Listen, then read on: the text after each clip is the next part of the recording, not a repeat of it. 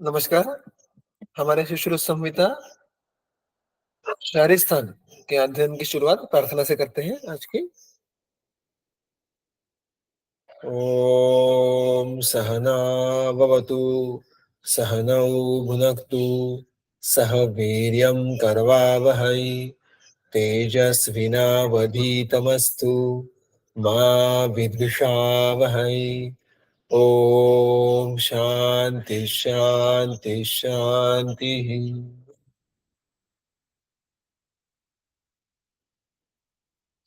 हमने अभी तक इस जो सबसे पहला अध्याय है शारीर स्थान का, सर्वभूत चिंता शारीर, इसके 10 सूत्रों का अध्ययन किया है।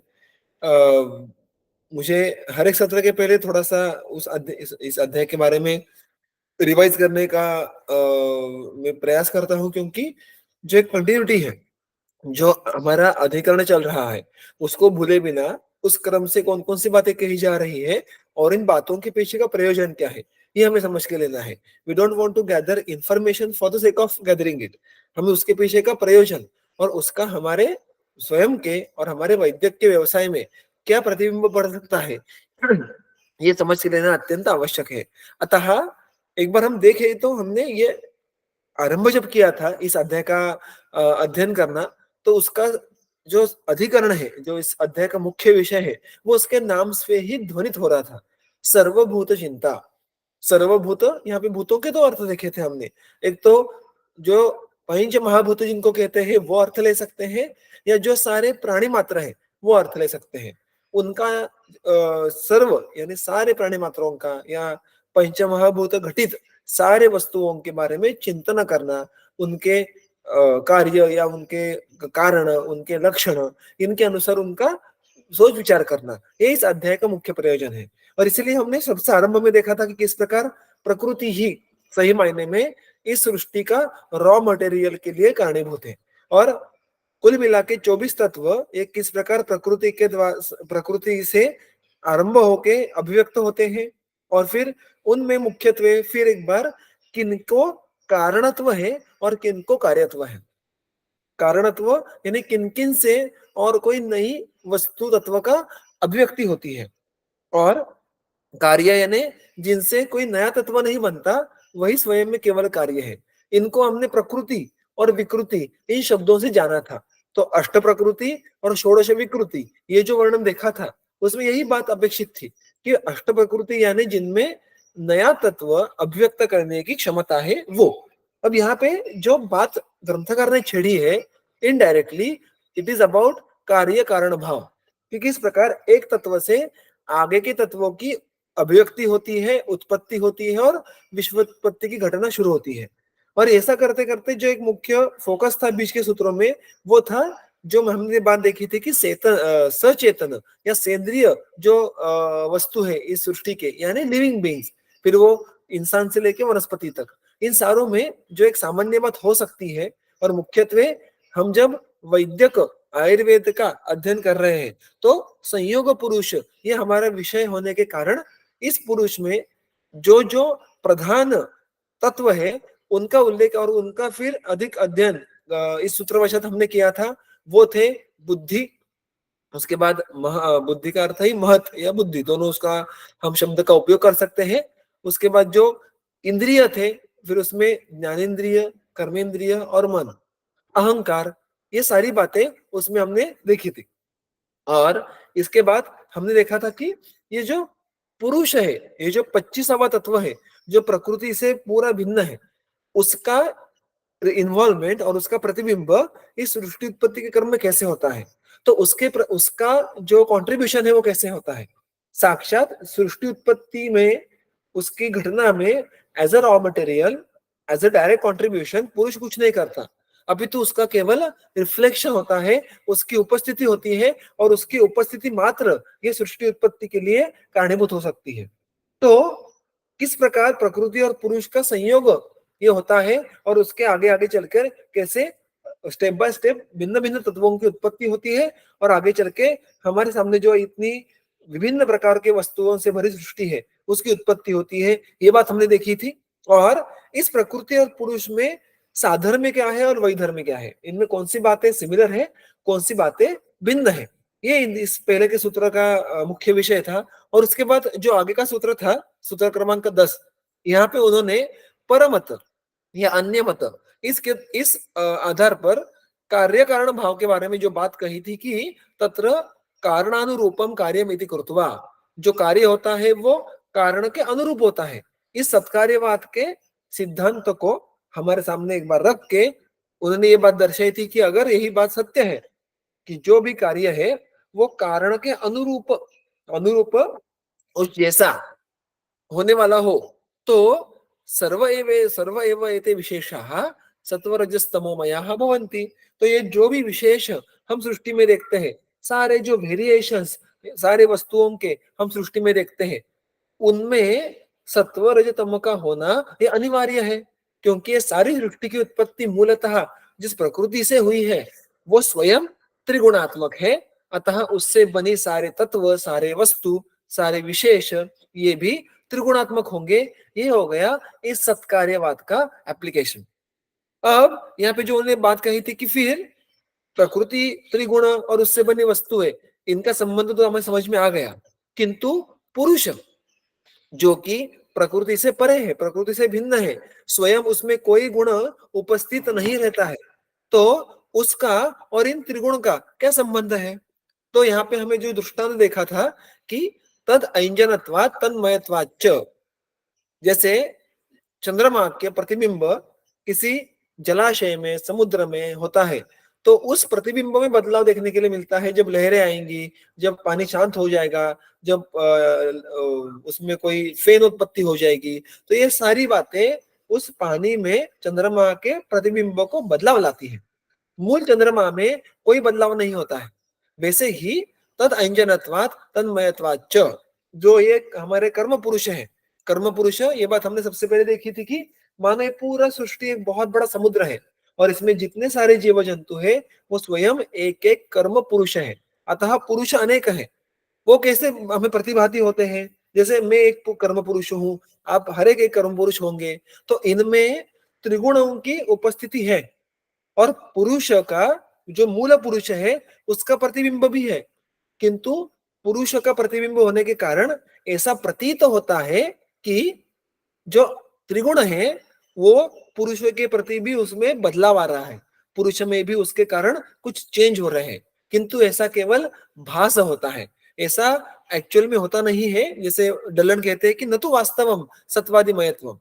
फिर क्या होता है, हमें लगता है कि इस शरीर में उस पुरुष का प्रतिबिंब होने के कारण हम जो इस शरीर के सारे भाव हैं, इस शरीर के जो धर्म है, उसका आरोप पुरुष पे करते हैं, और इसलिए तदगुणाः एव पुरुषाः, सारे कर्म पुरुषों को ऐसा लगता है कि अरे ये तो त्रिगुणात्मक है, जब उन पुरुष को संयोगवशात देखते हैं। जैसे हमने देखा था ना कि राशि पुरुष, चतुर्विंशति तत्वों से संयुक्त पुरुष या षड धात्वात्मक पुरुष, ऐसा जब हम देखते हैं तब उसमें पंच महाभूत भी आते हैं और मूल पुरुष भी आता है, बाकी इंद्रिय इत्यादि तत्व भी आते हैं और मूल पुरुष भी आता है। तो संयोगवशात ऐसा केवल लगता है कि अन्य तत्वों के जो त्रिगुण है उनका असर पुरुष पे हुआ है, किंतु एक्चुअल में ऐसा कोई साक्षात संबंध या पुरुषों के साथ आता नहीं है। ये सुश्रुत संहिता में एके भाषन्ते अन्य मत के द्वारा यहाँ पे प्रस्थापित किया गया था। अब एके भाषन्ते अगर परमत हो, अन्य मत हो, तो फिर स्वयं आयुर्वेद का या सुश्रुत संहिता इस तंत्र का मत क्या है।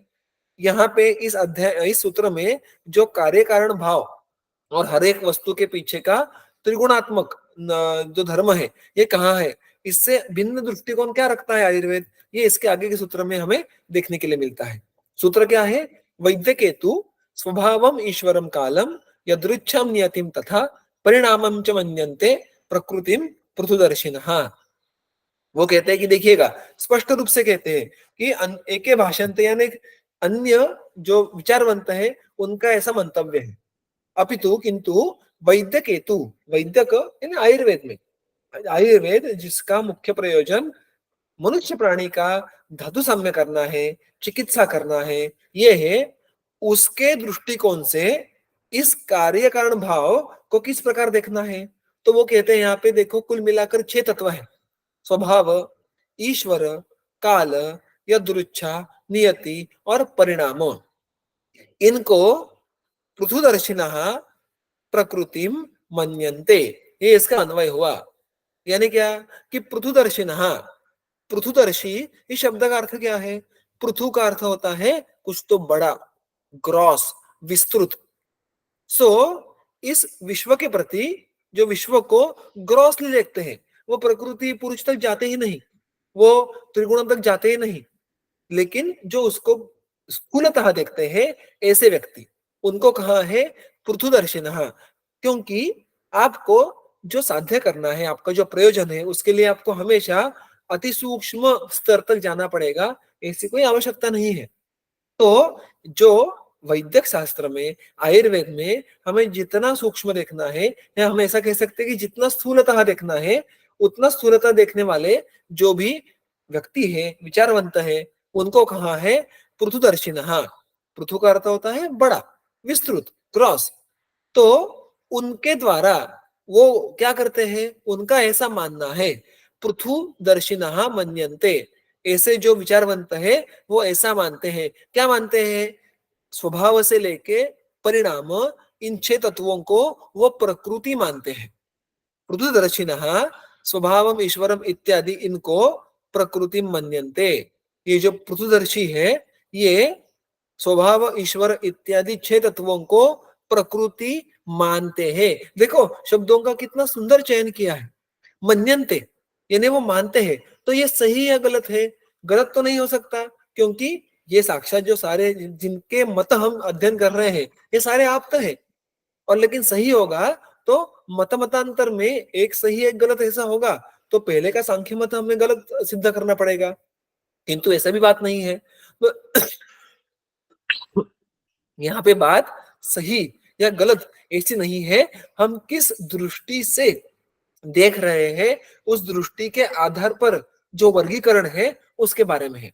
तो पृथुदर्शी जो ग्रॉसली इस सृष्टि की तरफ देख रहे हैं, उनके नजरों से प्रकृति ये इस प्रकार की है, वो इस प्रकार से प्रकृति को मानते हैं, because they classify it as per their own प्रयोजन।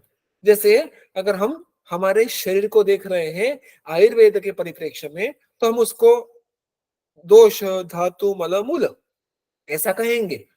अगर कोई फिजिक्स वाला बंदा आएगा तो वो उस पूरे शरीर को, जो उसके एटॉमिक स्ट्रक्चर होगा, प्रोटॉन, न्यूट्रॉन, इलेक्ट्रॉन, उसके आगे चलकर एटॉमिक, सब एटॉमिक पार्टिकल्स, क्वार्क्स होंगे, जो भी जाएंगे उस तरफ देख पाएगा।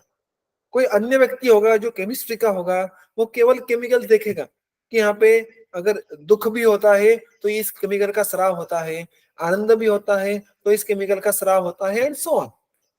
तो ये सारी बातों में सही क्या गलत क्या, तो सही गलत नहीं है, दृष्टिकोण है। वैसे प्रकृतिम मन्यन्ते, ये जो पृथुदर्शी लोग हैं वो किसको प्रकृति मानते हैं?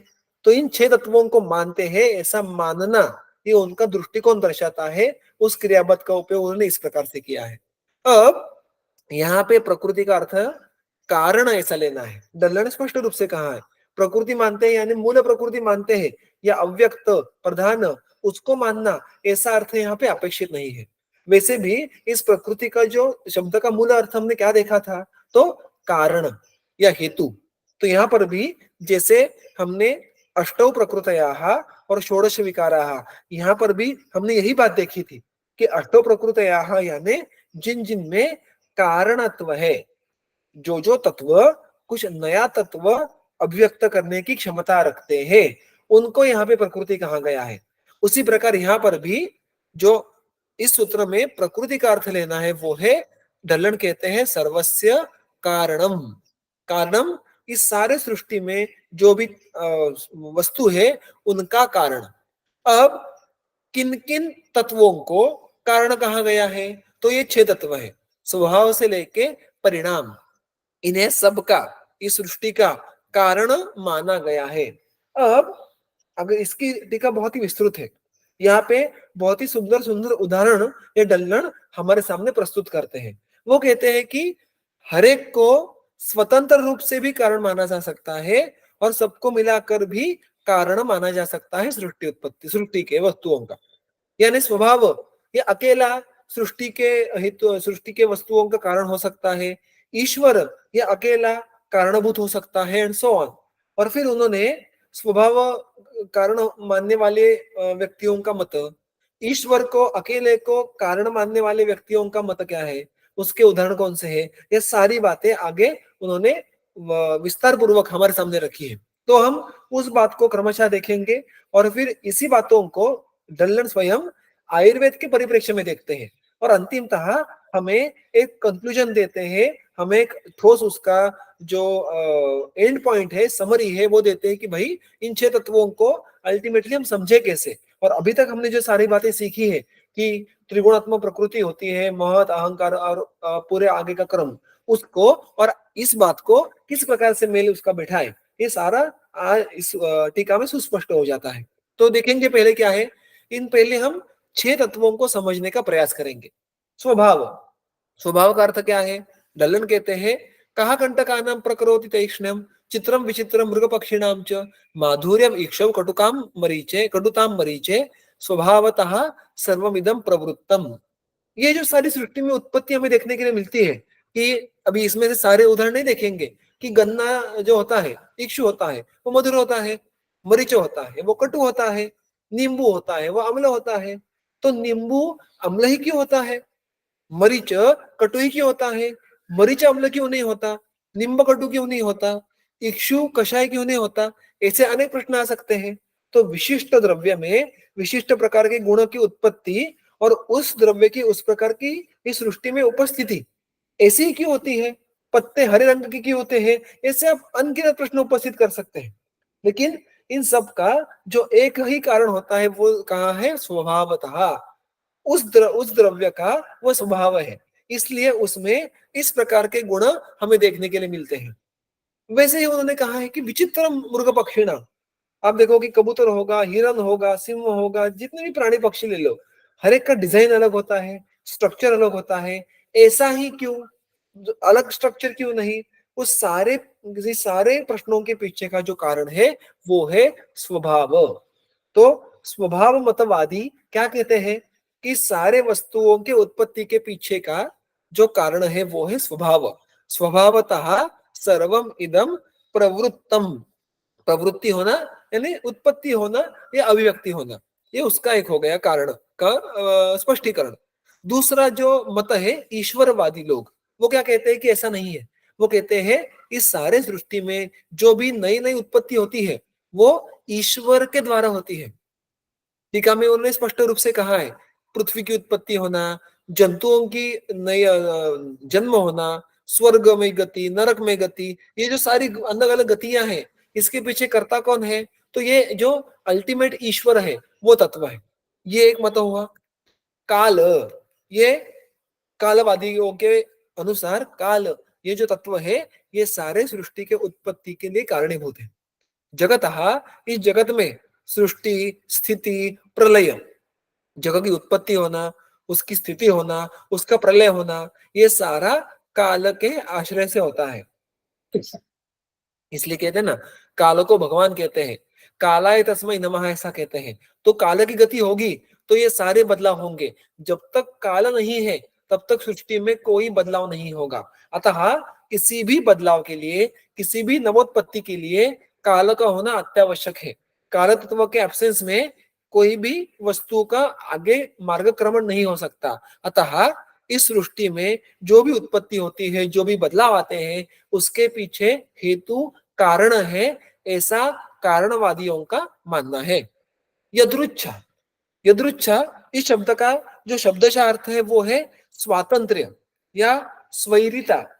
हम कहते हैं ना स्वैर या स्वातंत्र्य यानी सेल्फ विल, उसको लगा इसलिए, उसका ऐसा मन करा इसलिए, ऐसा जब हम व्यवहार में बातें करते हैं ना, उस अर्थ की शेड यदृच्छा की है।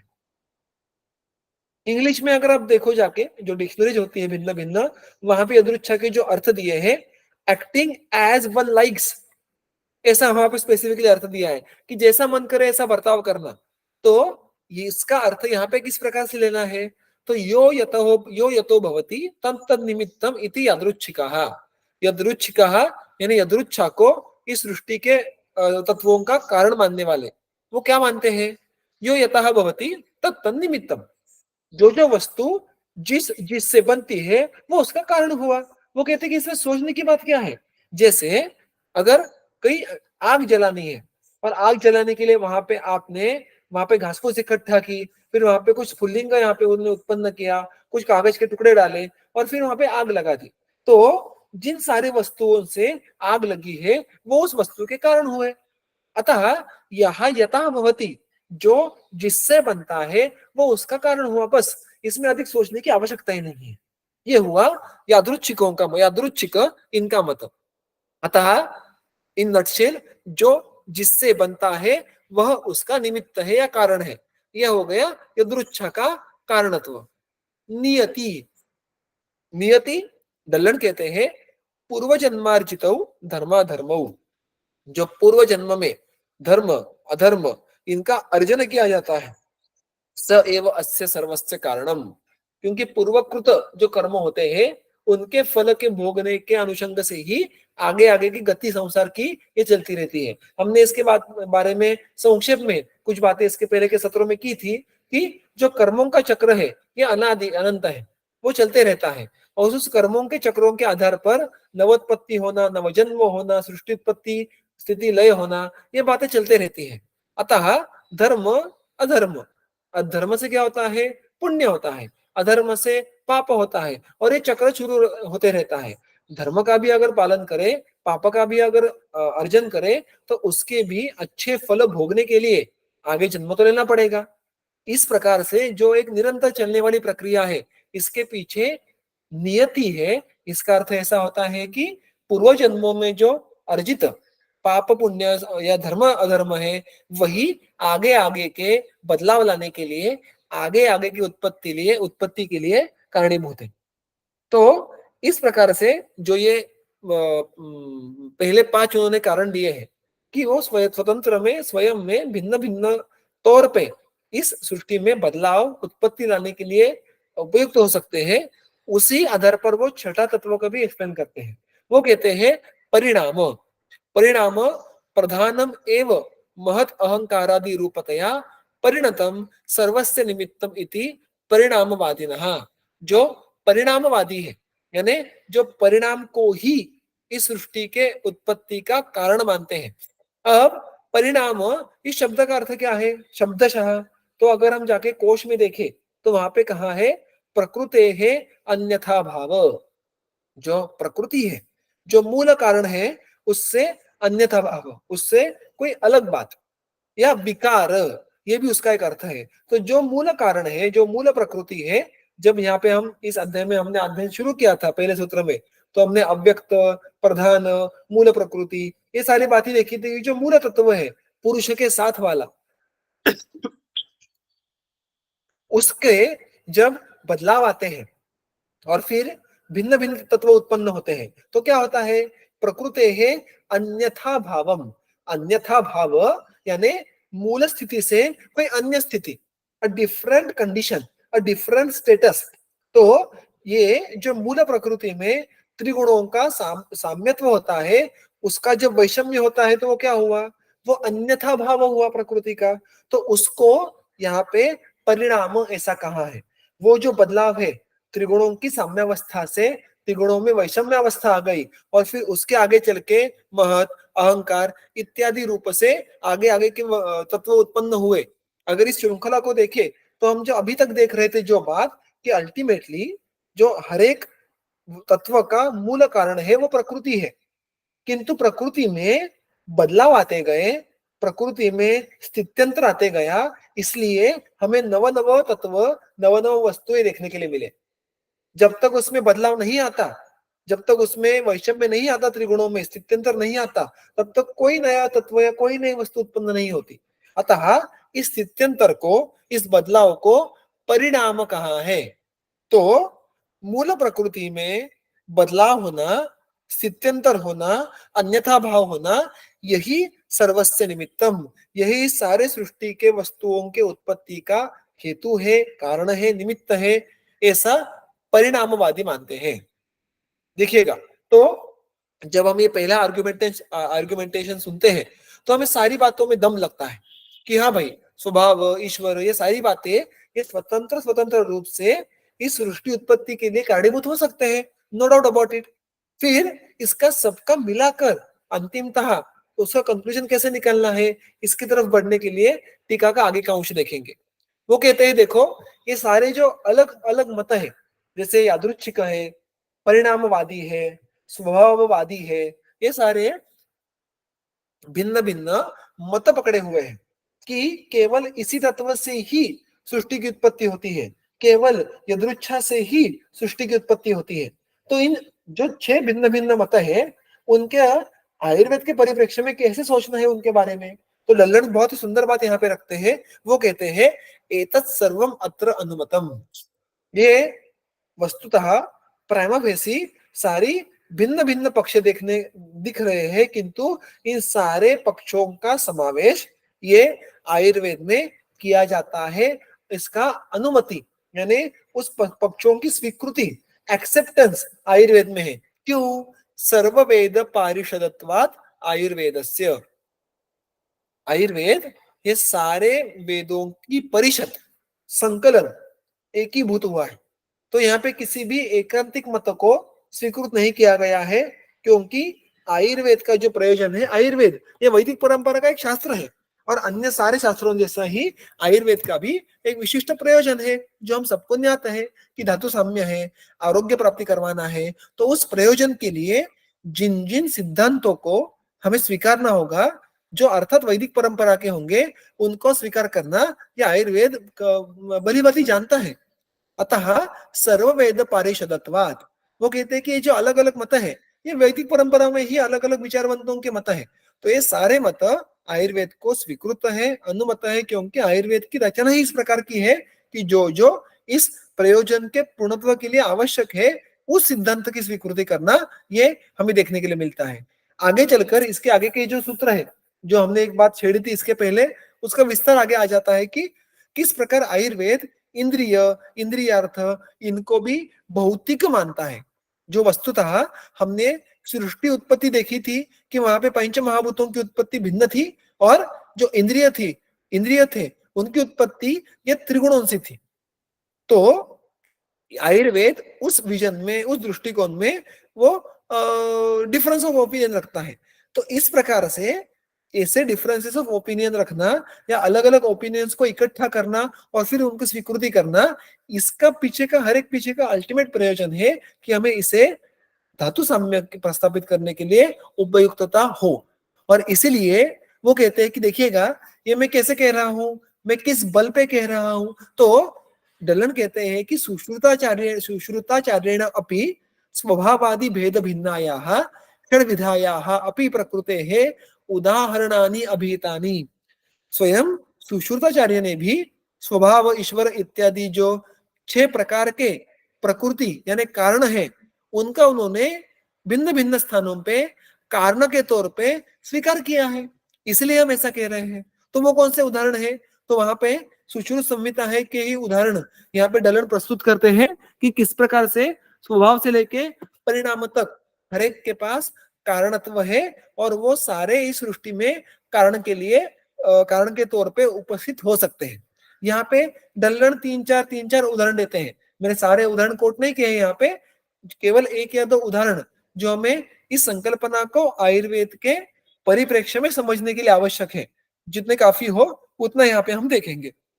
वो कहते हैं देखिए, शारीर स्थान का 3रा अध्याय, अंग प्रत्यंग निर्वृत्ति ही स्वभावादेव जायते, या शारीर स्थान 2रा अध्याय, पुनश्च सन्निवेशः शरीराणां दन्तानां पतनोद्भवौ तलेषु असंभवौ यश्च रोमणाम एतत् स्वभावतः।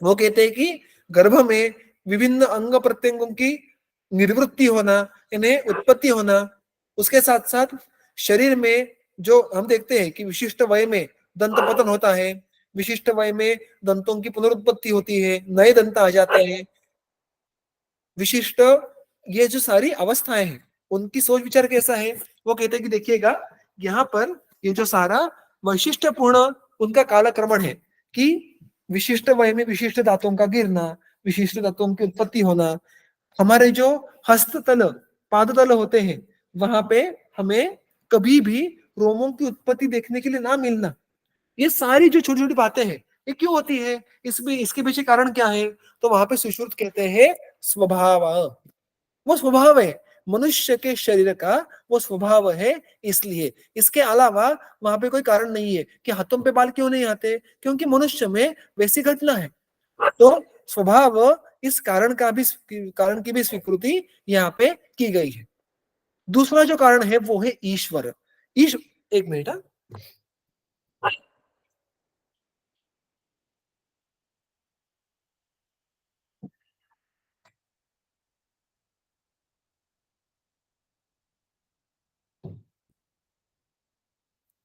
दूसरा जो कारण यहाँ पे दिया गया है वो है ईश्वर।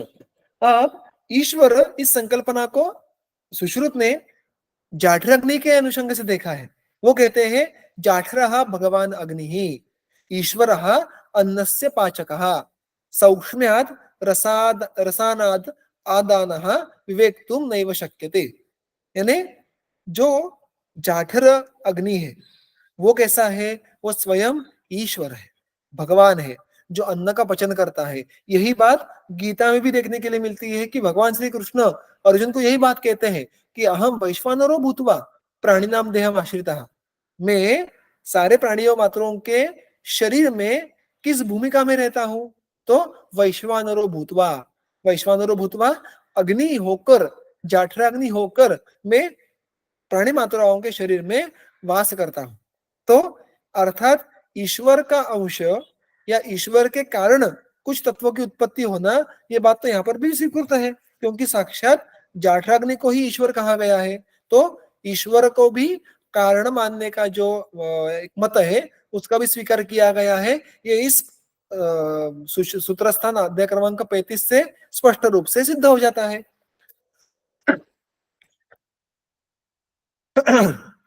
कालस्तु शीतोष्ण लक्षण, काल, हमने जो देखा था कि सृष्टि की उत्पत्ति, स्थिति, लय, इसके इसके पीछे भी काल ये तत्व होता है।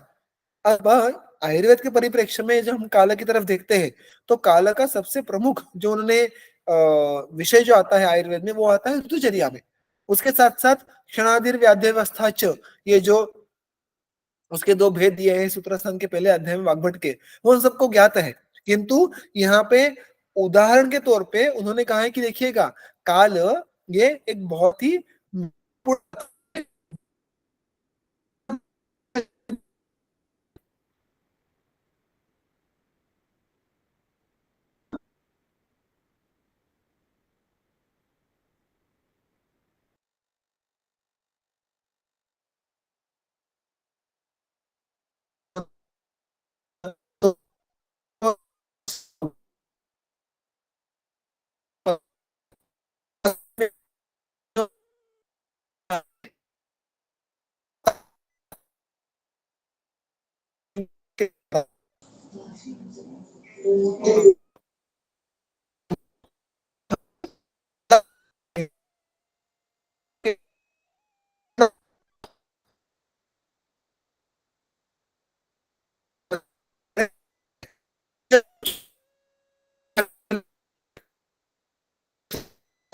सर सर काल के बाद से कुछ भी सुनाई नहीं दे रहा है।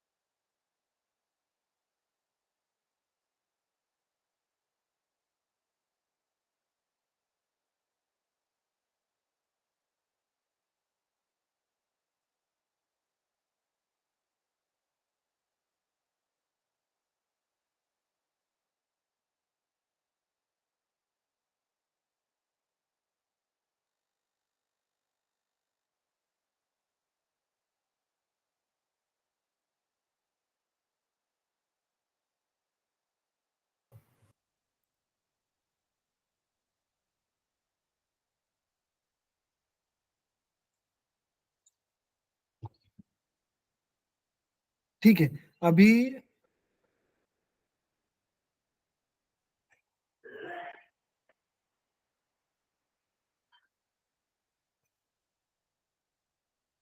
M I Audible?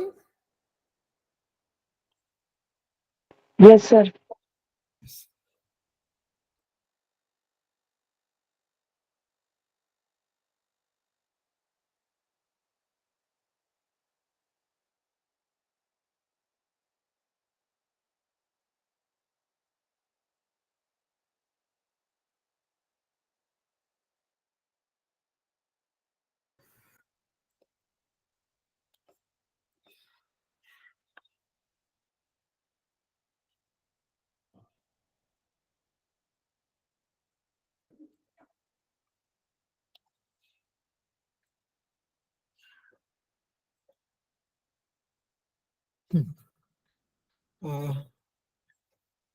क्षमा कीजिएगा, अचानक से शायद वो नेट चलाने के कारण कुछ गड़बड़ हुई होगी। हाँ, तो जो अंतिम बात जो शायद से हम बात कर रहे थे, वो काला के बारे में थी। तो काला का जो समझ है वो बहुत ही सरल है। मैंने कहा वैसे कि ऋतुचर्या में ये बातों का सुस्पष्टीकरण किया जाता है कि काल के प्रति हेतुत्व है। काल के वशात शरीर में दोषों का क्षय होना, प्रकोप होना, प्रशम होना, ये बात देखने के लिए मिलती है।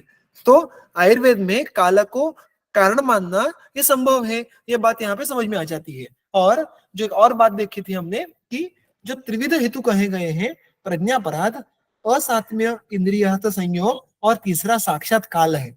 अतः हेतु उक्तः, काल को भी हेतु कहा गया है, ये बात यहाँ पे सुस्पष्ट हो जाती है। फिर यदृच्छा, यदृच्छा, यदृच्छा का दल्लन यहाँ पे अर्थ कहते हैं यदृच्छा पुनः, यदृच्छा पुनः अलक्षितः आकस्मिक पदार्थाविर्भाव। यहाँ पे वो कहते हैं अलक्षितः, जिसका लक्षण नहीं कर सकते ऐसा आकस्मिक पदार्थ आविर्भाव। आकस्मिक या हम अकस्मात ऐसा कहते हैं ना, अकस्मात यानी ये कैसे हुआ, अकस्मात यानी कैसे हुआ। जब हम किसी घटना का, किसी वस्तु का कारण पूछते हैं, ऐसा कैसे हुआ ऐसा पूछते हैं, और हमें उसका कोई तार्किक उत्तर नहीं पता हो, तो उसको कहेंगे अकस्मात या आकस्मिक। तो वो कहते हैं यहाँ पे आकस्मिक पदार्थ आविर्भाव यदृच्छा, कि जो सामान्य जो एक हमारे शरीर में कार्य कारण भाव है कि ऐसा होने पर ऐसा होना चाहिए, उस कार्य कारण भाव में न बैठने वाला और अचानक से बिना कोई जो ऑब्वियस तर्क है, ऑब्वियस कारण है, उसके बिना भी कोई जो बदलाव आ जाता है, उसको हम यदृच्छा कहते हैं। उसके लिए उन्होंने उदाहरण क्या दिया है, उक्तञ्च यदृच्छया च उपगतानि पाकम पाकक्रमेण उपचरित विधिज्ञः। वो कहते हैं कि कभी कभी यहाँ पे चिकित्सा स्थान 18 का संदर्भ है, किंतु इस प्रकार के संदर्भ हमें गुल्म होगा, अर्बुद होंगे, इस अध्याय में देखने के लिए मिलते हैं कि प्रायः ये ग्रंथि होंगे कि प्रायः बहुत ही जल्दी पाक हो जाए, ऐसी प्रवृत्ति इन व्याधियों की नहीं होती है। किंतु कभी कभार अकस्मात हमें गुल्म, अर्बुद, इनमें भी पाक देखने के लिए मिलता है। तो ये पाक किस कारण होता है, वहां पर तो इस व्याधि संप्राप्ति में ऐसी कोई बात नहीं है कि उसका पाक हो जाए। जैसे विदृति होगा या व्रणशोथ होगा, वहां पे व्याधि के संप्राप्ति में ही इसकी इन्वॉल्वमेंट है कि आगे चलकर पाक हो जाए। या उदर व्याधि होगा, वहां पर भी हमें दोषों का पाक देखने के लिए मिलता है, क्योंकि संप्राप्ति की वो क्रम है। किंतु इन सारे व्याधियों के संप्राप्ति के क्रम में पाक होने की कोई यहाँ पे कार्य कारण मीमांसा नहीं कर सकते।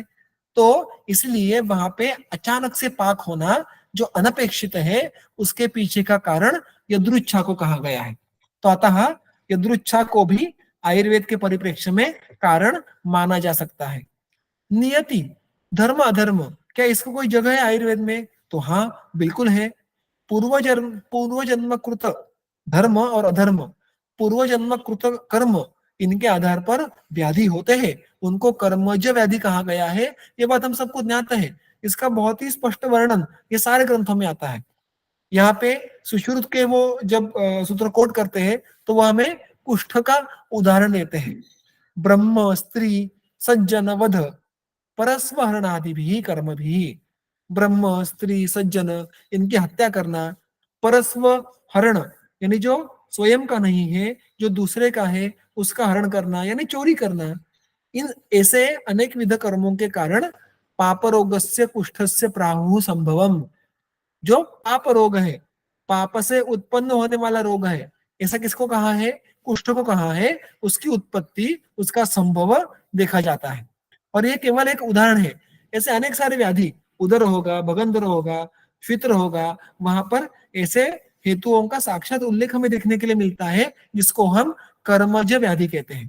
तो यस, आयुर्वेद में नियति यानी पूर्वकृत धर्माधर्म, इनको भी कारण माना गया है। और अंतिमतः परिणाम से हेतुत्व आह, परिणाम प्रकृति है अन्यथा भाव, जो मूल प्रकृति में बदलाव होना, तो वहां पे बदलाव, ये बात महत्वपूर्ण है आयुर्वेद के परिप्रेक्ष्य में। मूल प्रकृति को देखने की आवश्यकता नहीं है बिल्कुल, किंतु मूल स्रोत में बदलाव होना, there is a change that is expected, that change itself is meant here by the word परिणाम। और इसलिए वो कहते हैं जाठराग्नेस्तु संयोगात यद उदेति रसांतरम रसानाम परिणामांते सविपाक इति स्मृतः। ये वाग्भट का सूत्र है। वहां पे स्पष्ट रूप से कहा है कि रसानाम परिणामांते यद रसांतरम उदेति, जब षड रसात्मक जो आहार है उसमें से अर्थात उस रसों पे जब संस्कार होता है और उसमें चेंज आता है, बदलाव आता है, और कोई भिन्न रसों की अभिव्यक्ति होती है, उसको विपाक कहा जाता है। तो ये जो रसों से विपाक की अभिव्यक्ति होती है, ये किस कारण होती है? तो रसों में ही बदलाव हुआ। इस बदलाव को यहाँ पे उन्होंने परिणाम कहा है। तो वैसे देखने के लिए जाए तो ये विपाक नाम की एंटिटी उत्पन्न कैसे होती है? वो किसी पहले के एंटिटी में बदलाव हुआ, इसलिए विपाक नामक कुछ तो उत्पन्न हुआ। विपाक में स्वयं की ओरिजिनलिटी नहीं है, वो स्वयं खुद से उत्पन्न नहीं हुआ, उसके पहले उसको प्रीकर्सर लगता है। तो द्रव्य का जब पचन शुरू होगा, उसका जब उस पे परिणमन होगा, जब बदलाव आएगा, तो जाठराग्नि के द्वारा बदलाव आने पर ही विपाक की अभिव्यक्ति होगी। तो यहाँ पे ये बात समझ में आ जाती है कि ये बदलाव आना यानी परिणमन होना यानी परिणाम, ये भी आयुर्वेद में हेतु स्वरूप, कारण स्वरूप माना गया है।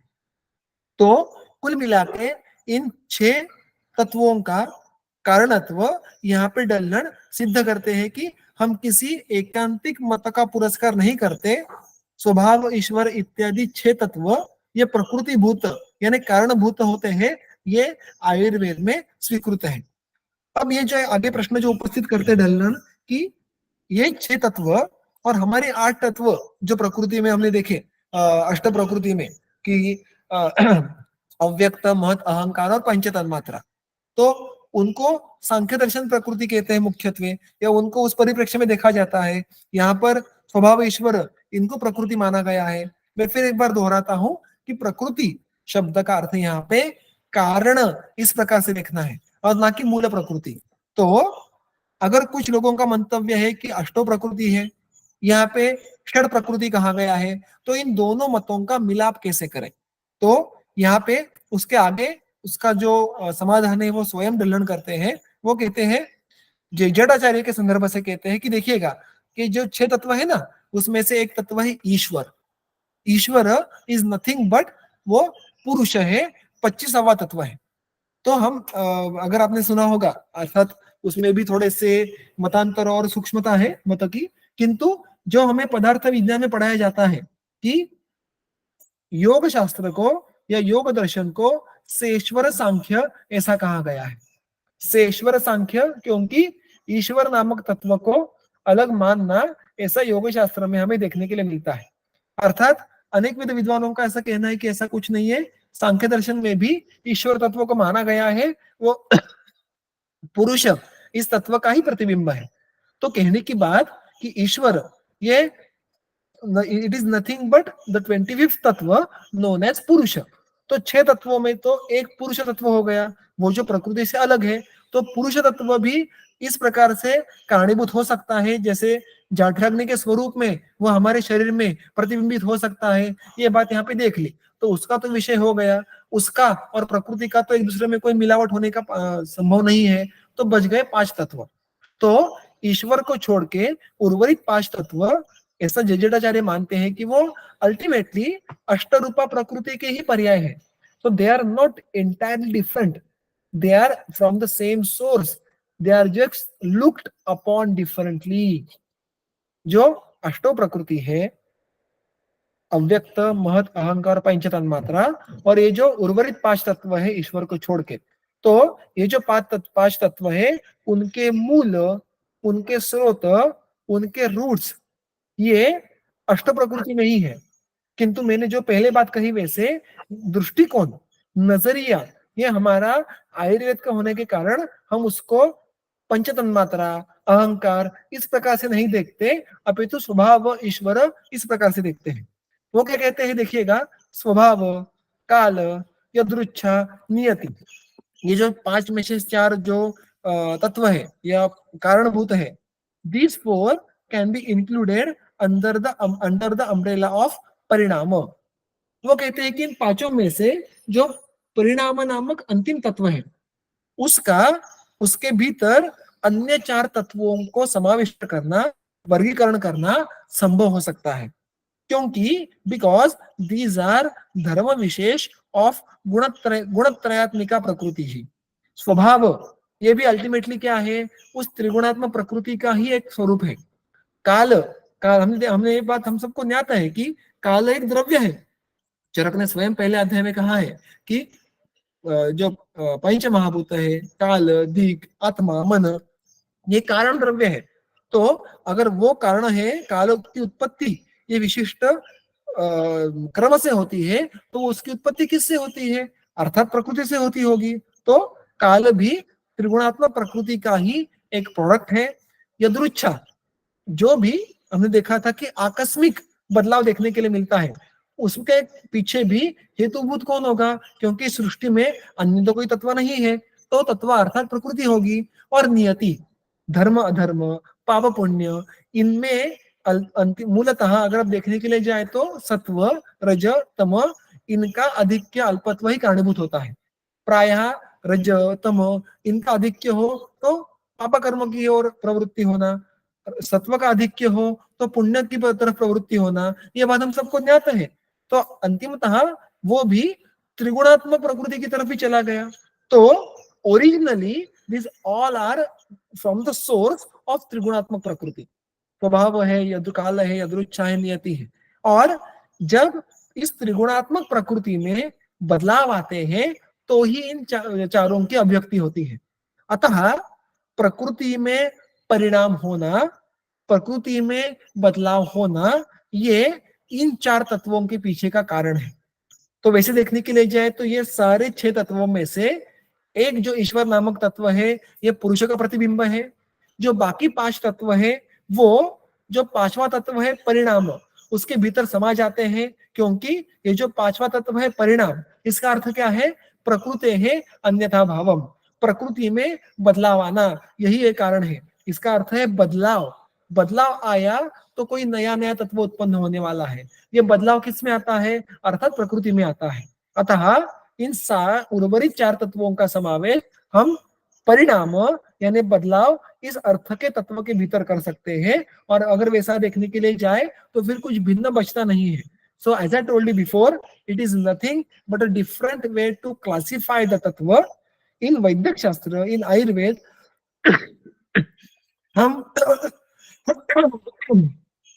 हम पंचतन्मात्रा, हम अहंकार, हम महत्त्व, इस आधार पर वर्गीकरण नहीं करते, क्योंकि इस वर्गीकरण का हमें कोई उपयोग नहीं होगा। हमें धातु साम्य प्रस्थापित करने के लिए स्वभाव, काल, यदृच्छा इत्यादि के आधार पर वर्गीकरण करना आवश्यक हो जाता है। और इसीलिए वैद्य शास्त्र में जिन जिन को कारण माना गया है, वो महत, अहंकार ऐसी भाषा का उपयोग नहीं करते, अपितु स्वभाव, ईश्वर, काल इस भाषा का उपयोग करते हैं। So these two are different opinions of the same thought process, but as the purpose is different, prayojan is different, here in Ayurveda we accept स्वभाव इत्यादि as प्रकृति, as कारण। ठीक है, यहाँ पर उन्होंने एक जो बातें कुछ कही है डल्लन ने अंतिमतः कि एज ए समारोह, वो क्या कहते देखिएगा कि इन 3 गुणों का जो सत्व रज तम है, उनका ये मूल जो 4 तत्व है, स्वभाव, नियति, काल, यदृच्छा, इनमें कैसे प्रतिबिंबित होता है। हमने अभी अभी देखा कि ultimately this 4 are the change, these are ultimately the modifications in प्रकृति itself। इसलिए इन चारों का वर्गीकरण परिणाम इसके भीतर किया गया। तो किस प्रकार ये 4 तत्व त्रिगुणात्मक प्रकृति के ही वेरिएशंस हैं। वो कहते देखिएगा स्वभाव, स्वभाव सत्वरजस तमसाम तद विकाराणाम पृथ्व्यादि महाभूतानां च परिणामस्य तादृशः विशेषः। वो कहते हैं कि जो हमने उदाहरण देखा था कि वनस्पतियों के पत्तों का वर्ण हरा ही क्यों होता है, या नींबू खट्टा ही क्यों होता है, मरीचक तीखा ही क्यों होता है, ये सारे उन उन द्रव्यों में जिन पंचमहाभूतों का जिस प्रकार से स्ट्रक्चर है, उनमें प्राधान्य है, रचना है, उस प्रकार से हमें वो रस, वो वर्ण देखने के लिए मिलते हैं। तो ultimately it is nothing but the specific structure and specific quantity of पंचमहाभूत इन दैट स्पेसिफिक द्रव्य। और अल्टीमेटली ये पंचमहाभूत किससे बने हैं, तो सत्वरज तमस से बने हैं। ये बात हमने देखी थी। जो तामस अहंकार होता है वो जब तेजस अहंकार से युक्त होता है तो महाभूत बनते हैं। तो अगर ये सारे द्रव्यों के भिन्न भिन्न स्वभाव ये महाभूतों के कारण होंगे, और महाभूतों के कारण अगर त्रिगुण होंगे, तो अंतिमतः स्वभाव का भी कारण क्या हुआ, त्रिगुण हुआ। नियति, मैंने अभी बात कही थी वैसे कि पूर्वकृत कर्म ये किस कारण होता है, रजोगुण परिणाम लक्षणत्व, मुख्यत्वे रजोगुण के प्राधान्य से ये पूर्वकृत कर्मों की गति ये हमें आगे देखने के लिए मिलते हैं, फल स्वरूप या संस्कार स्वरूप। तो नए नए कर्म करते रहना ये रजोगुण के कारण होता है।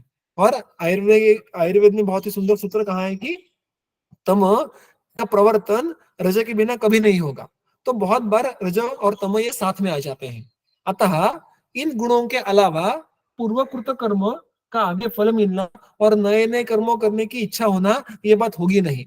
अतः नियति, धर्माधर्म इसके मूलतः भी मुख्यत्वे रजोगुण उपस्थित है। काल, काल में वो कहते हैं कि काल किस किस प्रकार से निश्चित होता है, तो चंद्र, अर्क इत्यादियों की गति क्रिया लक्षण।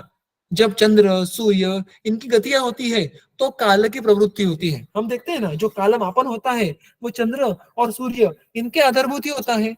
अब ये वो कहते हैं कि तत्र महाभूतानां परिणाम विशेषात् शीतोष्णादयः भवन्ति क्रियात्वेन रजोगुण परिणामत्वात् महाभूत परिणाम विशेषत्वाच्च न कालस्य प्रकृते है अन्यत्वम।